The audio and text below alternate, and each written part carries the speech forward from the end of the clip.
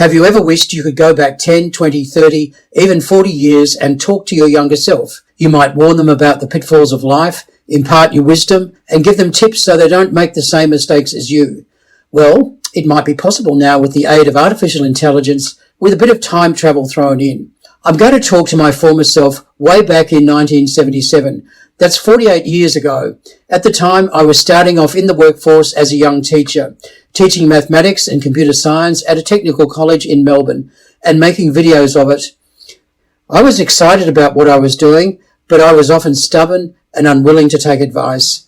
But let's see if we can bring the young Chris around on some issues. Here we go.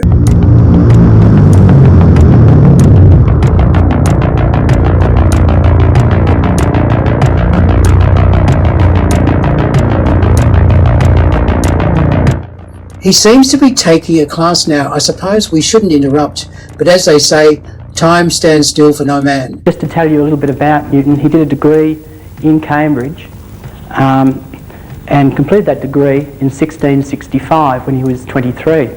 So here goes. Hello, Chris. Hello, come in. Who the hell is this? I'm you. What? What do you mean I'm you? I'm me. This is crazy. I'm you in 2025. Oh yeah? Time traveller? Pull the other one. Let me prove it. You live in a share house in Falconer Street, North Fitzroy in Melbourne. Your housemates are teaching you to make pizza and spanakopita, and you regularly play Space Invaders after work at a games parlour on Queen's Parade. You drive a lime green Ford panel van and listen to 3CR on the radio in the morning. How do you know all of this?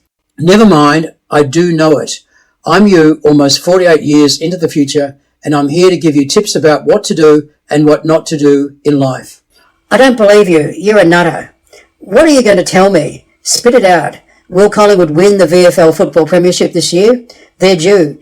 Who will I put money on in the Melbourne Cup? No, you'd wager all your savings if I told you that. I have other broader advice. Such as? Buy a house. Where you live, they only cost about $60,000 and they're increasing in value. Renovate the bathroom, do up the kitchen, add an extension and sell it for a profit. Value add, as we say. Bugger that. Next. Don't sell your Bitcoin. Bitcoin? What is that?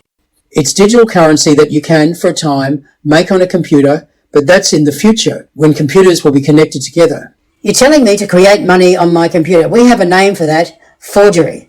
Do you want me to spend years in jail? Is that why you're here? No, just listen. When the Bitcoin revolution eventually arrives, create or mine Bitcoin and then keep it. Store it in a safe place, don't ever forget the password, and don't spend it on pizza or anything. But I love pizza.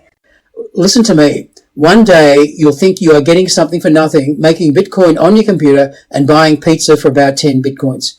But years later, those 10 Bitcoins will be enough to buy a house or fund your retirement. You'll be ripping yourself off using it to buy pizza. This is pure fantasy, old man. I'm going to stick with pizza. Tropical ham and pineapple and mozzarella pizza. All the better if I get it for nothing. If that's your attitude, I'm not telling you more. For example, I'm not telling you when Collingwood next wins the grand final. I remember how agonising it was for you when they were 44 points up against Carlton at half-time in the 1970 grand final and lost. Well, I'm going to keep that information to myself. Ha ha ha. You're a complete moron. Okay, on that fine note, I'm going, young man. I reckon you won't take note of anything that I've said. That's the only true thought you've uttered. Then I'm off, away from this incongruity and back to 2025. Goodbye and good riddance. Arrivederci.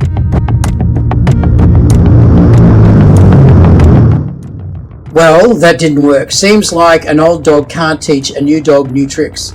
But maybe it's dangerous to try and change the past.